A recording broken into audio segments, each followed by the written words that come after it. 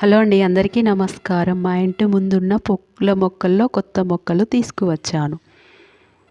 ఈ మొక్కలు మీషో నుండి ఆర్డర్ పెట్టి కొని తీసుకున్నాను. వీటికి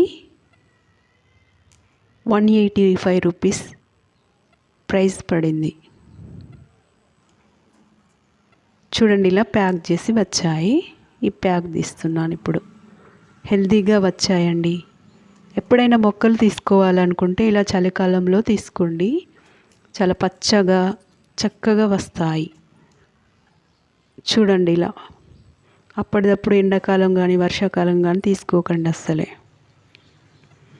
ఇలా చలికాలంలో తీసుకోవడం వల్ల మనం ఏ మొక్క కొంటే ఆ మొక్క మాత్రం వాళ్ళు పంపిస్తారు. ఇలా పచ్చగా మంచి మొక్కలను పంపిస్తారు. చూడండి ఎంత బాగా వచ్చిందో. నాకు మాత్రం చాలా హ్యాపీ అనిపించిందండి.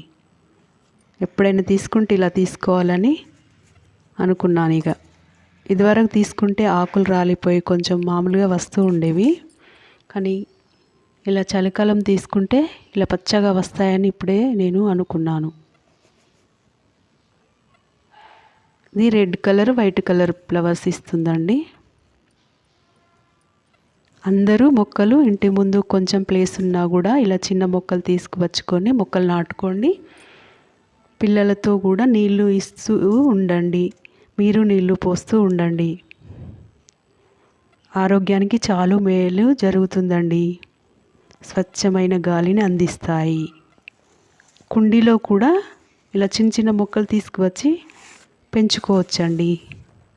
పిల్లలు స్కూల్ నుండి ఇంటికి రాగానే కొంచెం సేపు కూర్చున్నాక తర్వాత వాళ్ళతో నీళ్ళు ఇప్పిస్తూ ఉండండి. లేదా ఉదయం లేవగానే వాళ్ళు రెడీ అయ్యాక అప్పుడప్పుడు నీళ్ళు ఇప్పిస్తూ ఉండండి. వాళ్ళ మనసుకు ప్రశాంతంగా ఉంటుంది. వాళ్ళు మొక్కలు పెంచుతుంటే అవి పెరిగి పువ్వులు పూస్తుంటే వాళ్ళ మనసులో ఆనందంగా ఉంటారు. వాళ్ళు ఆరోగ్యానికి మేలు చేసే మొక్కలను పెంచుకోండి.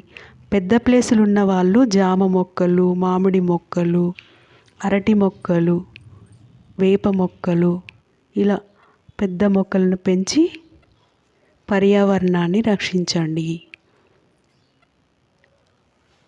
చూడండి, ఇలా నేను తీసుకురాగానే ఏ మొక్కలకైనా ఇలా నీళ్లు ఇస్తూ ఉంటాను.